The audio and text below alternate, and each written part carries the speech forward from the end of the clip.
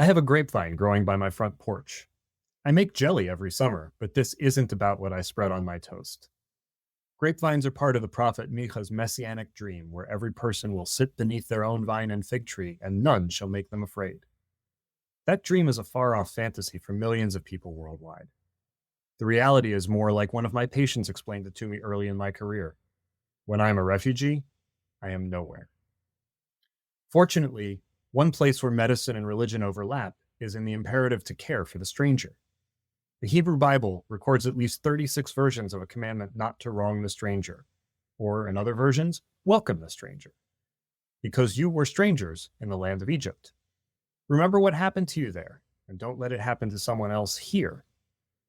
Today, on Healing People, Not Patients, I welcome my friends, Dr. Naghmeh Rowhani and Ashok Gurung, to talk about what that commandment and other faith traditions imploring us to look out for the vulnerable look like when we put them into action in the clinic and in the community. Stay with us.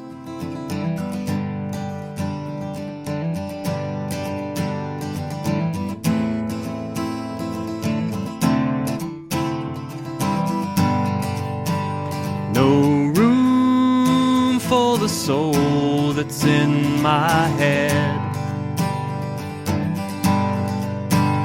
No room for the soul that's in my heart.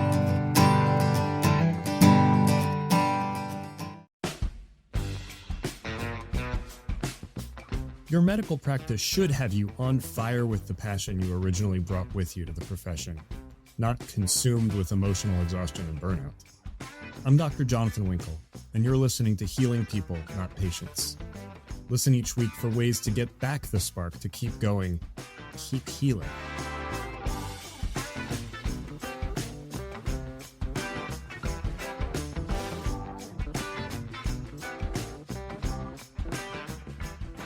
Welcome back to Healing People, Not Patients. After a few episodes, you know that every week I bring on a guest to ask them 4 questions about how the thing they're passionate about can make medicine different than it is right now. And I'm really lucky to be joined this week by 2 guests to kind of recap a presentation that we did several months ago at the Conference on Medicine and Religion on refugee and immigrant health. My first guest is Dr. Naghmeh Rowhani. She is academic faculty at the University of California, San Diego Medical School in the Department of Pediatrics. And there she's supporting development of an immigrant and refugee health clinic through a partnership between UCSD and a federally qualified health center. She has her MPH from Harvard T.H. Chan School of Public Health with a concentration in child protection, did her PEDS residency at UCSD, and before that medical school at McGill University in Montreal, which makes her the 3rd Canadian I've had on since I started this show, and yet the Blue Jays still lost the World Series. Go figure.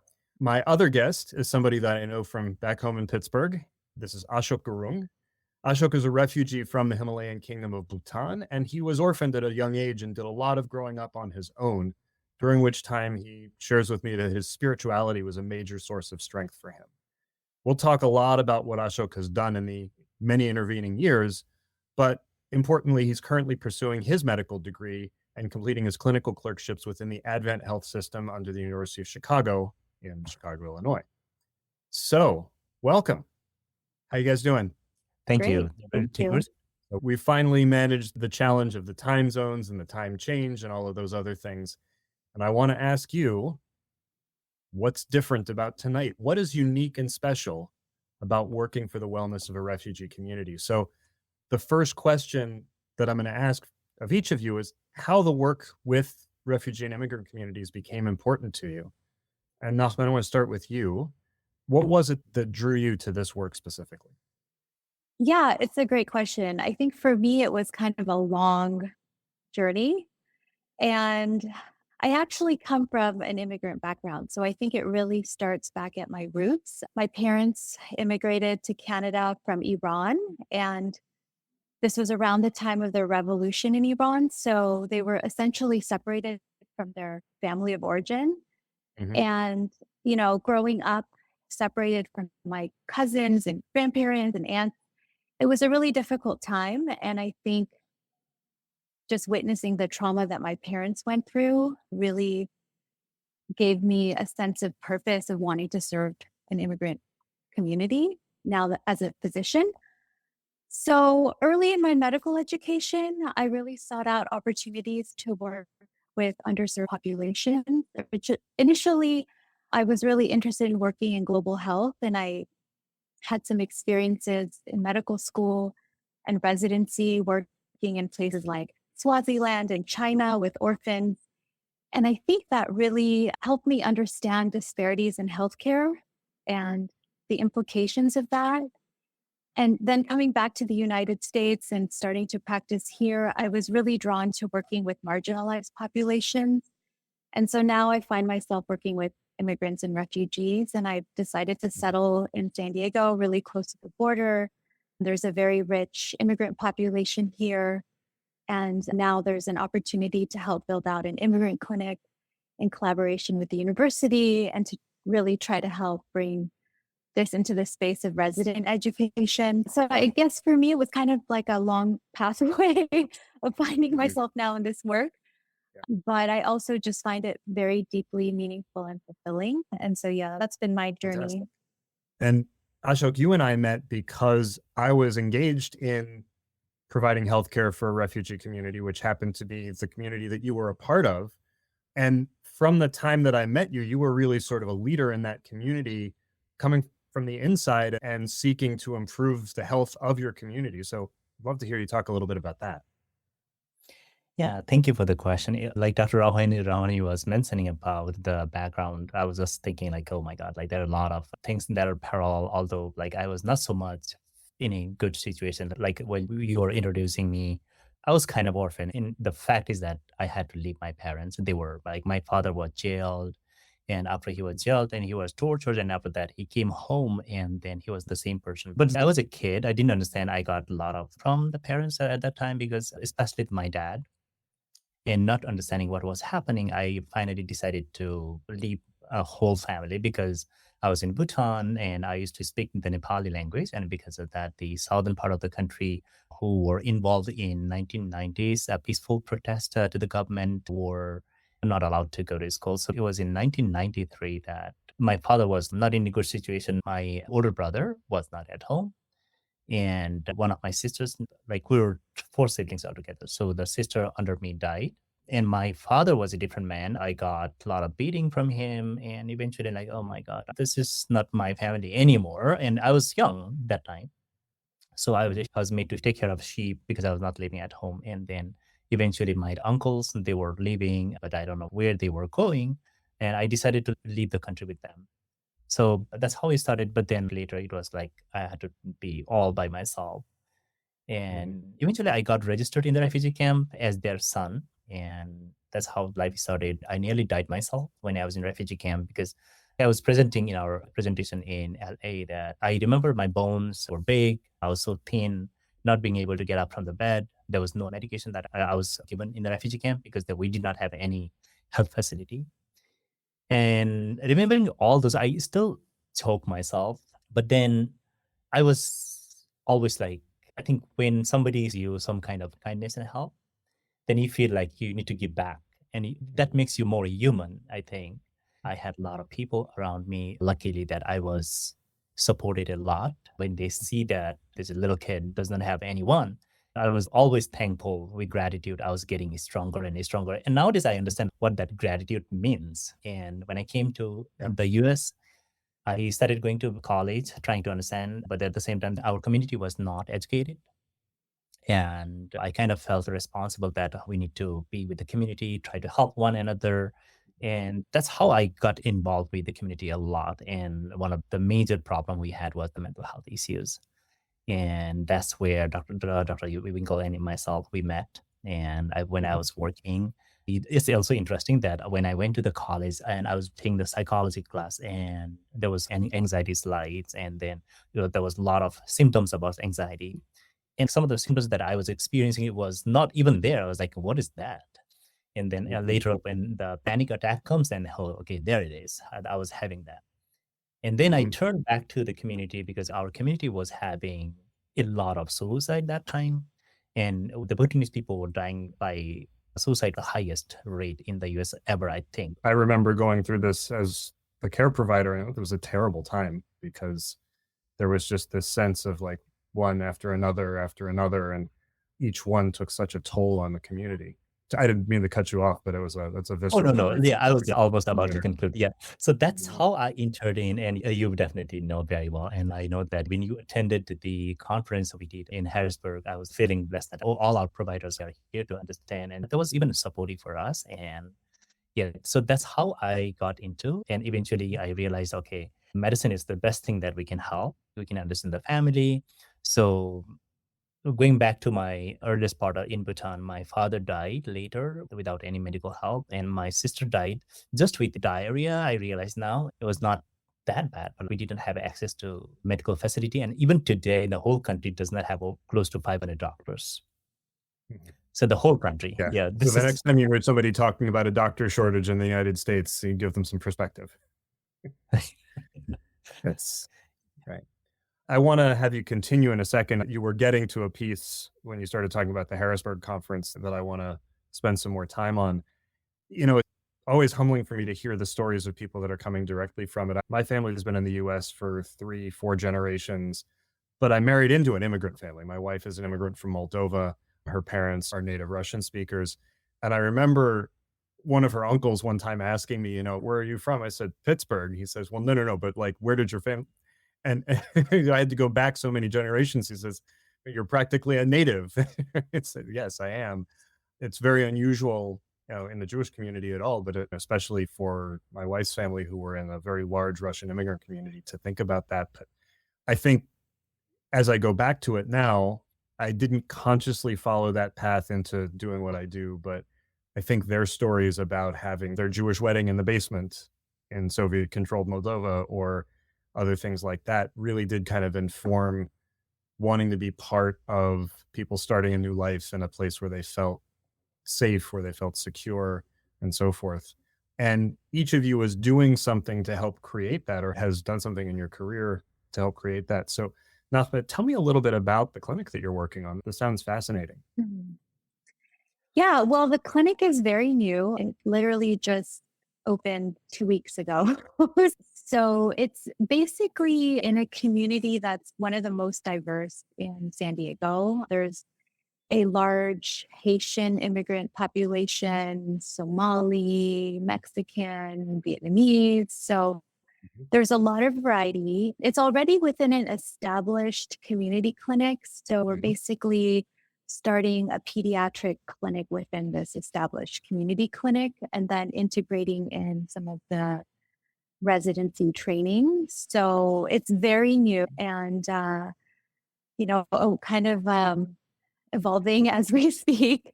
But for the past 2 years that I've been in the area, I was also working for another federally qualified health center, FQHC, located near the border with Mexico. So there I was mostly seeing a population of Mexican immigrants or even people living in Mexico who would cross the border to seek Mhm. healthcare. So yeah, I mean, it's been a really interesting experience and like a huge learning curve. I think also just working with so many different Mhm. cultures. There's a lot, each one has its own cultural norms and Yeah. language and so many different things that I think in order to provide like good care for people, you really need Mhm. to understand all of those things and all of the barriers to care that these communities face. So Mhm. yeah, I think for me, that's what I'm trying to learn and get better at. But it's been fascinating. And I was also working in another clinic for the past few months in another part of San Diego that is predominantly Afghan refugee and Syrian refugees. So there's just so much diversity. And I don't know if it's Yeah. even possible to be an expert of all. It takes a lot of time. And I think it also takes a lot of time for the community to build trust with you and for you to understand all the nuance. I also find there's a lot that gets lost in translation. I'm finding, even with working with Yeah. translator services, and I feel like I'm communicating one thing, but I feel like things are getting missed in the process. So yeah, it's complicated, and there's also things about our healthcare system being so convoluted and very difficult to access and navigate. So I think for newcomers, it's really challenging. I sometimes feel like the Mhm. thing that I have to translate the most is how to get from one place to another in the healthcare. So it's really maddening how little understanding. Mhm. It's not their fault because honestly, I know a lot of native born fluent English speakers who can't find their doctor's appointments Mhm. either. So it's really tough. One of the things that you said actually was it's impossible to be an expert in all of them. And I think every single one of the communities you Mhm. named is Mhm. somebody that I've worked with at some point in my Mhm. career. When I was a resident, and I'm sure you went through the same thing because we're at about the Mhm. same stage in our Mhm. career, Mhm. there was a lot of talk about cultural competency. Mhm. And I was doing some work on that much more recently and found a bunch of stuff in the nursing literature that says you can't be cultural competency is a Mhm. fallacy. You can't Mhm. possibly be Yeah. evident in all Right. of these, can't be an Mhm. expert Yeah. in that many different Absolutely. ones. You have to be Mhm. culturally humble, cultural humility. Mhm. Mhm. And that includes about your own culture when you realize that maybe there's some things that you don't fully understand. I'm going to pivot on that idea Mhm. back to Ashok for a second because you started talking about mental health.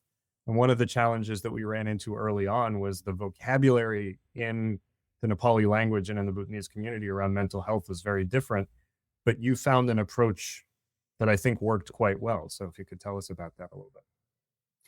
Yeah, so initially I did not understand what these things are because like we were kind of random. But then when we did the mental health and mental health first aid through the National Council for Behavioral Health, I think it was mental health first aid was actually I started from Australia, but it came and now it's spread to most Mhm. countries. And they Yes, kind of everybody in the videos had an Australian accent. I think you're correct. Mhm. and then so when we were saying like okay we should not ask some people we like are you thinking of dying or something, initially we were kind of scared, but when we heard that and then when we got trained in that one then we came back and then like so we had to find a good word to ask directly. Okay, so when we say like you're planning to die or do you have any plan to like kill yourself or so, what was the proper word to work with? I had a difficulty for sure, even in our own Nepali language. But then I got an opportunity to work with one of the psychologists in Philadelphia and also be part of the project with Dr. Yoon. She is a pediatrician as well from UPenn. I think she is in CHOP and also a professor there. And then she was working on this one, like a trauma and the refugee. And that was kind of our project and to figure out like what works best. And I was one of the coordinators for the four different languages. There was Korean, Nepali, and then Korean was the Burmese and Swahili. So Swahili, Burmese, Korean, and the Nepali. And when we were working in the group, like when we said one thing in our language, that could be like a little bit like stigmatizing. But at the same time, when we were talking to Korean people, like, okay, that's like very accepted. So we are like you, when you were mentioning about the cultural aspect of like the belief and the things that we have within our own community, it's very conflicting. But I think we were able to work with the group for about, I think it took almost like 4 months for us. And we have that available in our refugee and trauma when we just Google it and see as OP under CHOP. And all the translations are available in 4 different languages. Great. So you found vocabulary unique to everybody. I know that some of the researchers that have worked recently in the refugee camps in Nepal with people from the community sort of tried to map our Western conception of mental health onto how the Bhutanese culture kind of breaks down the person into the heart mind and the brain mind and the soul and the body. So I think finding the translations, not just between the languages, but between the pictures that people have of the minds, in Judaism and the mystical tradition, you have these different aspects of God that form like the structure that looks kind of like a human body, but isn't really. And trying to map those things onto each other can be really challenging. I think one of the other challenges that we ran into, and I'm interested to hear from both of you, is you're always in danger of over psychologizing somebody's physical medical problems and attributing it to trauma. By the same token, we're often in danger of over medicalizing somebody's emotional and psychological problems because they may focus on the physical symptoms they're having. You talked about sort of when you realize that panic attacks describe the physical symptoms you were having, but they really mean I'm in distress and this is the only way that I have to express it. So What have you each run into in practice? Certainly, Ashok, I'm sure as a fourth year med student, you've come across some folks on the floor where you're like, this isn't adding up. But Naghmeh, I'm interested, especially with the kids that you work with. What are you seeing? Mhm. Yeah, it's an interesting question. And I feel like I'm still trying to gain experience, but I just kept seeing a pattern with especially the work that I was doing with the Afghan refugees and this clinic that I was working in for a few months, that there was a lot of kids coming in with abdominal pain, headache, leg pain, back pain, just pain complaints. And in kids, sometimes pain is like a psychological manifestation, in the body, Mhm. the pain. And a lot of times, as a clinician, you want to get more information about the pain. Like, where does it hurt exactly? How long has it been hurting for? What makes it better? What makes it worse? Just kind of the questions that we go through to try to understand and make a diagnosis and decide what workup we need to do. And I found time and time again, there just was no details to back up the symptom, like Mhm. additional information to try to help guide a clinical decision. So I found it really, really challenging. And I felt like I had to work up things that in the back of my head, I was like, is it really something going on? Or, is Mhm. this just stress? Is this trauma? But obviously, we have to do what we have to do to rule out things. But then it also feels like the symptoms are not improving. Like you can't find an explanation for the symptom. They're still having the pain. What's the next step? What do you do? How do you help someone feel better? And then how do you then broach the conversation that maybe you haven't found anything, like maybe there's something else going on. Maybe it's Mhm. stress, maybe trauma. And how do you explain that in a culturally sensitive way? Or maybe in a culture where that is not well understood as a potential Mhm. cause for the symptom. Yeah, I'm sure there's a lot of research and understanding around this. I'm still learning, Yeah. but just to give some examples of things that I was seeing pretty regularly. Yeah. Yeah. So, And I always like to remind the students that I work with, culturally, if you were to describe America in the 60s, 70s, even into the Mhm, 80s, we also weren't a culture that understood descriptions of mental health and behavioral health all that mhm, well.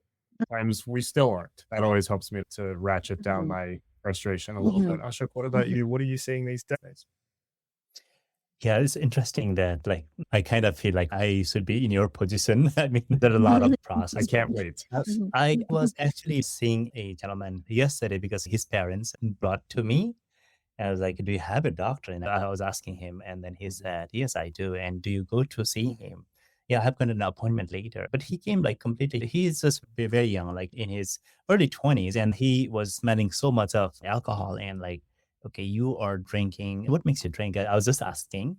And then he started a little bit background. But one of the things that he was telling us, I think he had some withdrawal, alcoholic, and then he was scared of once he starts having withdrawal symptoms, then he feels like trembling and he starts to drink. I understood that. And then his parents were there initially and they were like, why you so do that? And then I said, is it okay if I can talk to him personally and then individually? And they left. They were at the side. And then I was talking. And then he says, my father left and then there's something going on in our family. I don't know if it is a religious thing, but I dream something. And in the dream, I was kind of instructed to do this thing and I'm scared. And the best thing that makes me feel better is drinking. I was at least Right. able to tell, hey, I think your kid needs to go to see a doctor. I'm not a doctor. I was helping the community. I understand the things, but this is a kind of usual Right. process that's happening. Then they started talking. I don't know because he's actual somebody who brought him was not his own relatives or own dad. He was close to, and Okay. then I don't know what they do in the religious wise. And he has a pretty difficult situation, and he dreams of believe this one. And I was like, yeah, there is a horoscope that we follow back in India and Nepal, and I think that mostly in the world they Interesting. do. Okay. But the thing is that what they believe is like if there is some kind of event, let's say some relatives died in the past, Hmm. and they are not given the proper religious mourning ceremony with all the religious Hmm. guru, and then if the soul is not guided properly, and the soul could be in a difficult situation and comes back into the family. That's what we believe. And that's why like the astrologers or some of the priests, they come like, hey, your family has this thing and you need to do this this puja, this kind of rituals, and then you'll be okay. And there are some past events that has happened to a lot, although there is no any scientific, like, like you're mentioning about too much medicalization of everything, psychologizing the mental health issues. It's interesting that I think it's a Vietnamese communities, like whenever they have the schizophrenia event and then all the family gather around and they listen to, because he's a messenger, he's getting the message from the higher up, and have to listen. And when they listen, they get better.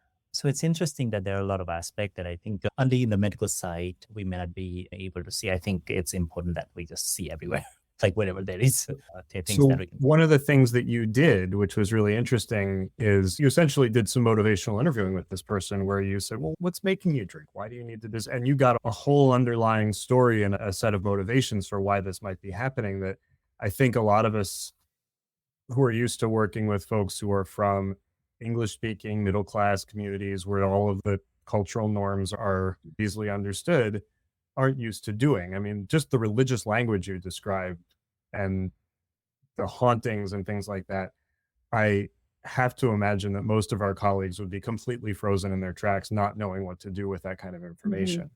So, being, as you are, kind of somebody who's embedded in a community, not quite the doctor, but with that position of respect and returning that respect, I think gives you a unique ear. So kind of having that concordance between the sort of expert and the people that are in the community that don't have the expertise is really powerful. Like trying to, because like I think being part of an aid to help others is always important for us in the medical perspective, that we have to channelize the patient towards the professional help. And that's what I wanted to do. And he was telling like, so since I don't have my father with me, then I might have to, like, I don't know what to do. I don't know how to, what is the, like, our forefathers did, yada, yada. And like so many things came up and I was like, okay, we will figure it out together. Let's do it. So. Gotcha. So these are obviously very challenging situations, and whether it's overcoming the culture or the language, figuring out what some of the things are that people are bringing in that are not what we would usually consider medical data. Naghmeh, you talked about feeling particularly challenged with some of these clinical presentations. How do you know when you're succeeding? Yeah, I think that's a great question. I would just say, I don't know even how to define success here. What does that really mean? Is it a clinical success? Is it building trust and that kind of thing, a success? I feel like for me, there's definitely a sense that I'm at least on the right track when people are coming back to see me again.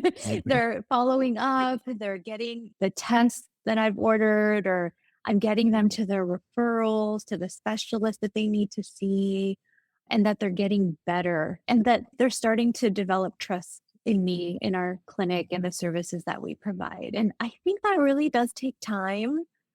And I think despite all of the cultural and language barriers, I think there's kind of that common human language of really knowing when someone genuinely cares about you and is genuinely trying to help you and serve you. And so that kind of supersedes all of those other barriers. And I think people can see that and they can feel that. And I think when they can see and feel that, you will likely see better outcomes for the people that you're trying to help. I couldn't agree with you more, that the feeling of somebody letting you in and letting you stay, giving you that trust that's propagated over time is maybe the biggest measure of success, especially when I can't figure out what exactly I've done right. I have no idea, but people keep coming back and speaking in very positive terms about our interactions. Must be working. Yeah. I think there may be a cultural difference of a very positive kind, which is the absence of this Western and particularly American impatience with things being not perfect. One of my favorite podcasters, Kate Bowler, who's the theologian, the historian of religion at Duke University, on her podcast talks about not feeling shiny, and that American culture is all about us feeling shiny all the time. And I don't think that there's nearly the expectation among those people who were born outside the US and come from immigrant cultures that you're supposed to feel shiny. life is hard. Yeah. Certainly in any of our religious traditions, there's plenty of descriptions of life being hard, and that's the way the world is. Even if you're a pure Abrahamic theist and believe that God is in charge of everything, God created a chaotic, dangerous world. We live in it. We have to find our path through it. So somebody who's not expecting everything to be okay all the time, if you're willing to walk with them through it not being okay, that's a great thing that you've done for them. So maybe that's where some of that trust comes from. I don't know why your kid has leg pain, but I really feel bad for them that their legs hurt every night. So let's talk about it. Let's check and see if there's anything we can do. And if there's not, at least know that I really feel badly for them, and I'm going to try and make them more comfortable as much as we can.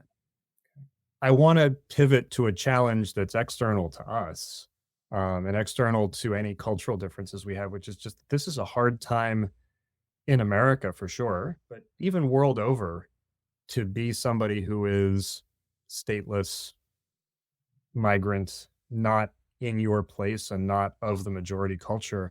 It's a really hard time to be in that situation. It's got to be a hard time to work with people in that situation as well. I wonder what you've seen in your work or in your communities that have conveyed that over the last year, over the last 5-10 years. So we're certainly at a period where all of the statistics that you hear are that there are more refugees in the world now than there have ever been. How are people coping with a really difficult time in our history? And not just in this country, certainly. What are you seeing down in the borderlands? Yeah. It's been a really challenging time, I will say. Definitely feeling a lot of issues in terms of funding and budgets. So there's a lot going on there. Also seeing patients not coming for their appointments. So lots of patients no showing, trying to contact them. They're not answering their phones. They're also afraid actually to answer the phone if they don't know who's calling. Right. There's also fear around coming to the doctor's office because the doctor's office is no longer considered a safe place. I've even had patients say they don't want to come to the doctor because they're afraid of ICE being there, and they heard that ICE came to the clinic and they're scared. Where the trust that you were talking about a minute ago. Right. Right. Exactly. And I think as you probably have in your own clinics, like preparing the team of what to do in case there's an ICE raid, how to prepare, how to navigate something like that. Also seeing kids delay, like parents not bringing their kids in for their chronic conditions. So we have like untreated chronic conditions or issues that become more of an emergency because of delays in care. So yeah, this is all like a reality in these spaces right now. And I feel like given what's happening right now with the government shutdown and everything, it's likely that things are only going to time this airs, there won't be a shutdown anymore. It's a few weeks delay on this. So hopefully the funds will be flowing again at that point. Yeah, fingers crossed. Yeah.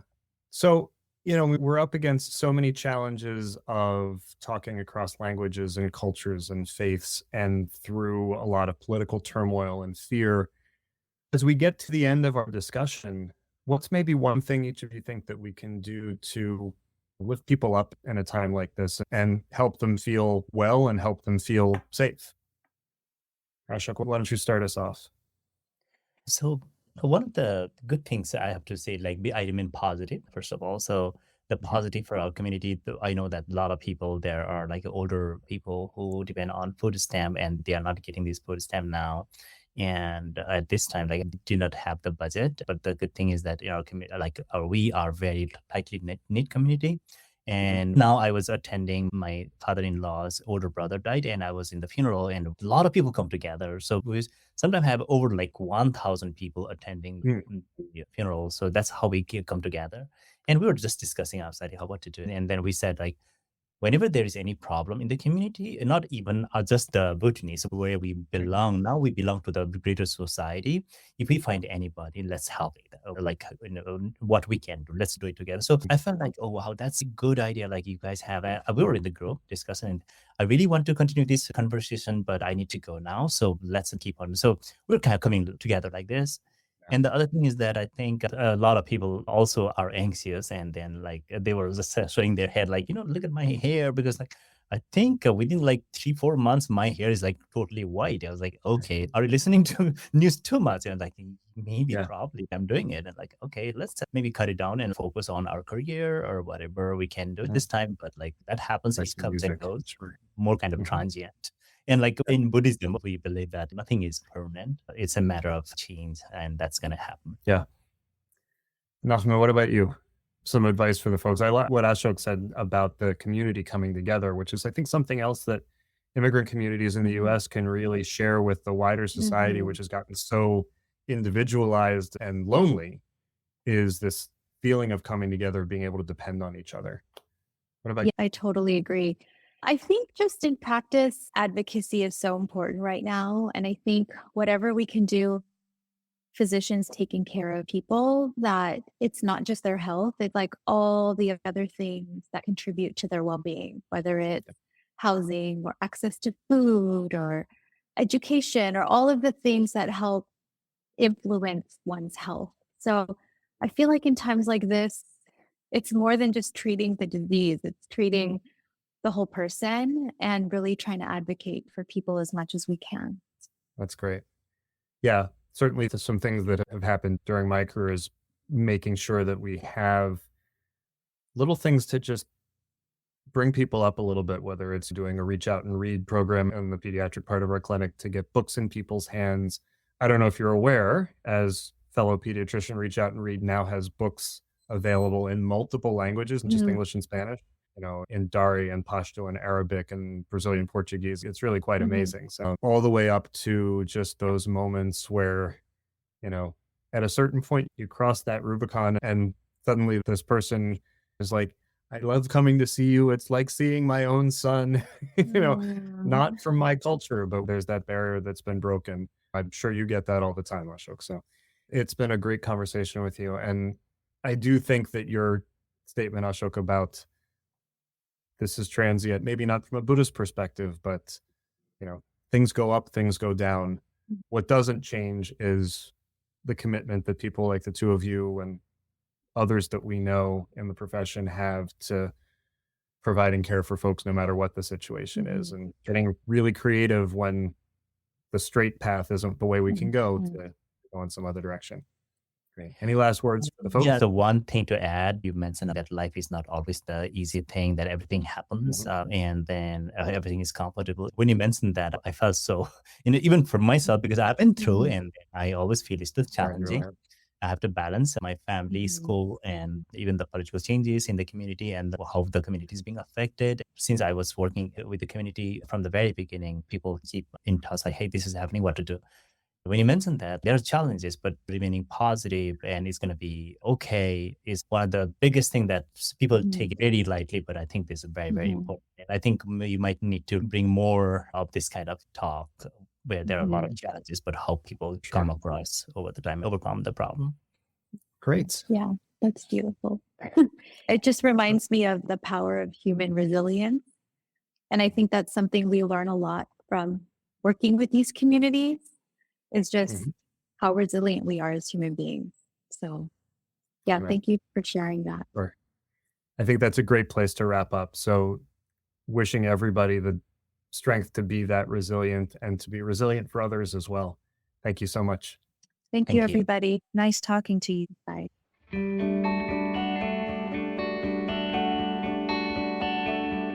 Not everyone feels drawn to serve the way my guests do. The prophet Ezekiel describes a place where they did not support the poor and destitute, even though they had plenty of bread and untroubled tranquility. Most Jewish commentators connect that statement to the destroyed city of Sodom and believe that this inhospitable nature is the reason for God's wrath. A traveler arriving in Sodom would be given a room with a bed which was of a uniform size. Travelers are not of uniform size. Tall travelers whose feet extended beyond the end of the bed would have them cut off. Short travelers would be stretched on the rack to fit. A poor person visiting Sodom would be met with a seeming flood of generosity. Every person in town would give him 1 dinar. These denarii were marked, though, with the names of the individuals who had given them. The merchants in town were all in league. None would accept these marked denarii as payment for food or drink or lodging, and the traveler would soon starve to death in the streets of Sodom. The Sodomites would then descend on the body and each take back the dinar with their name on it. No one complained. Abraham argues with God to spare the city if even 10 righteous people, presumably those who would protect these strangers, could be found in the city. But when 3 strangers, the angels who visited Abraham just a little while before, enter the city, Abraham's nephew Lot takes them in. The entire city forms an angry mob and surrounds Lot's house. Genesis Rabbah says this shows that no one protested or hesitated to join the mob. According to the 11th century commentator Rashi, this is proof that far from being 10 righteous people in the city, there was not even a single righteous person among them. Why not? Even the generation of the flood had Noah. Was Sodom worse than the antediluvians? Ellen Frankel, in her commentary, The 5 Books of Miriam, explains why Sodom had known Noah. She tells the story of Lot's 3rd daughter, Paltit. She quotes a tradition from Genesis 19:15 when the angels tell Lot to flee with his 2 remaining daughters, which infers that there must have been one more daughter who already died. This daughter they call Paltit. What happened to her? She offered hospitality to strangers, so the Sodomites burned her to death. Lest you think this was a one-off, Paltit had a friend who was of a similar mind and gave food to a visitor. The Sodomites buried her in the ground up to her neck, covered her head in honey, and let bees sting her to death. There are people like these Sodomites alive and well today, trying to scare the helpers out of helping. I lost friends, neighbors, and colleagues to one such individual on October 27, 2018, but he was far from the only one. From the stories you heard on the episode and the things you read in the news, you know there's no shortage of people, in America or abroad, who want to make life as hard as possible for the strangers in their midst. There's a different paradigm in the Bible we can follow. It's in the book of Ruth. Ruth is a Moabite, a descendant of Lot, actually, and there's no love lost between Moab and Judah. But when she follows her mother-in-law Naomi back to Judah at the end of a famine, a man named Boaz sees to it that she has food, water, and protection from some apparently salacious young men. He sees beyond the abstraction of the enemy alien from Moab to the live, needy person before his eyes and remembers what he has to do because you, Boaz, were a stranger in the land of Egypt. Everyone's from somewhere. All of us, at one time or another in our family lineage, have been nowhere. But if you break up the word nowhere, it says, now here. Where we've been before doesn't matter. Here we are. What kind of people are we going to be? Men of Sodom or the heirs of Boaz? I think you know which one my guests and I are choosing.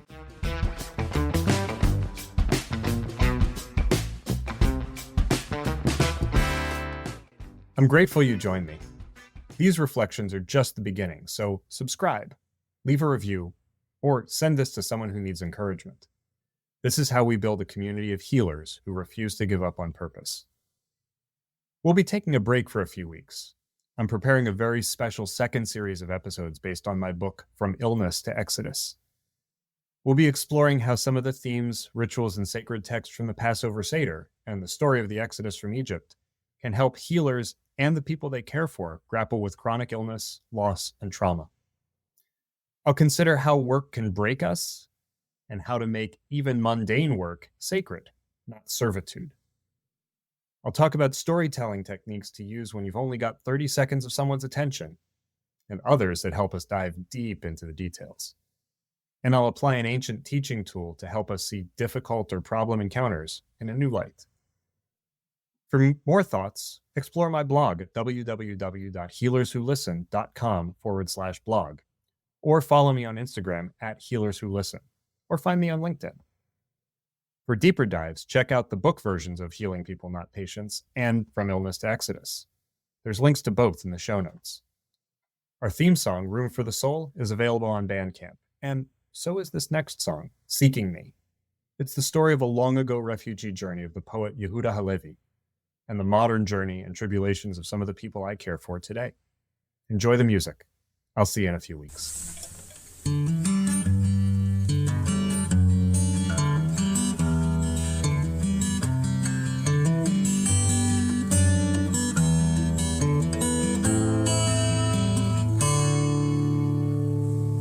Hard in the east, but I'm headed west. No time to stop, no place to rest. All the those years that I've given it my best, now there's nothing to show. I used to be wise, but I'm losing my mind, cause the happy faces didn't like my kind. I'm burning all over, got this weight on my shoulders, please don't leave me alone. I cannot walk, I cannot see, I cannot sleep, how can this be? I can no longer work, what shall I do? I must go out seeking you, and when I do, I'll find you seeking me. Like a knife through the chest, like a fire in the heart, like I'm spinning in circles, like I'm falling apart, falling down in the jungle, getting lost in the city, can't get back to the start.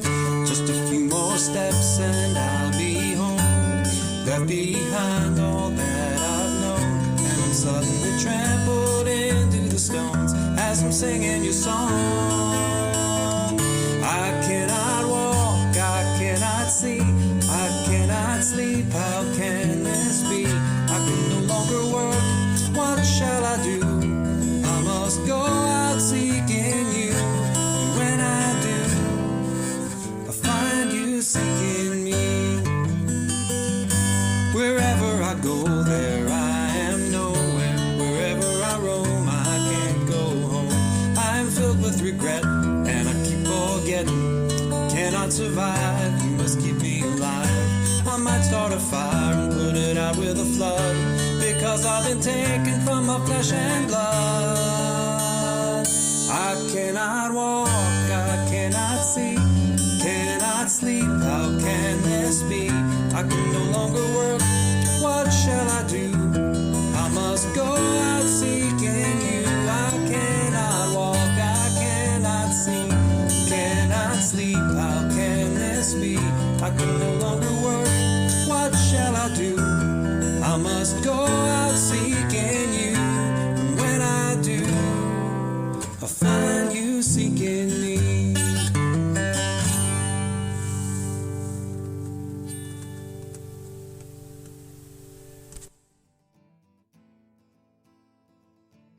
This show is about reconnecting with purpose, not about writing prescriptions. Nothing here should be taken as personal medical advice. Instead, let it be fuel for your own journey, guided by your doctors, your community, and your values.